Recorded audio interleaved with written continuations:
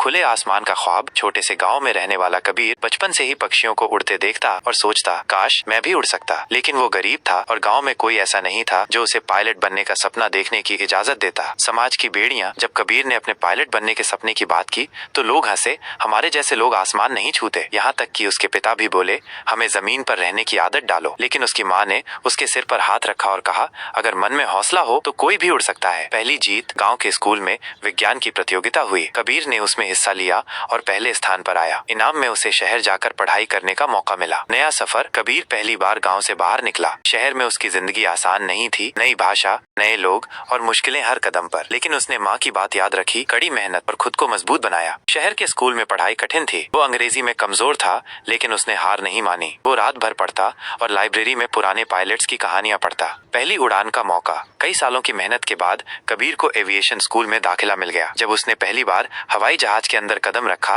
वो अपने सपने की ओर बढ़ रहा था। आखिरी परीक्षा। पायलट बनने के लिए आखिरी उड़ान परीक्षा सबसे कठिन थी। खराब मौसम में भी कबीर ने हिम्मत नहीं हारी और अपनी ट्रेनिंग पर भरोसा किया। वह सफल रहा। गांव की वापसी। अब एक पायलट बनकर कबीर अपने गांव लौटा। वही लोग उस पर हंसते थे, अब गर्व से कह रहे थे, हमारे गांव का लड़का पायलट बन गया। वीर ने गांव के बच्चों को हवाई जहाज और विज्ञान के बारे में पढ़ाना शुरू किया ताकि कोई और बच्चा अपने सपने को छोटा न समझे। उड़ान कभी खत्म नहीं होती। वीर ने साबित कर दिया कि उड़ान सिर्फ पंखों से नहीं, हौसले से भरी जाती है।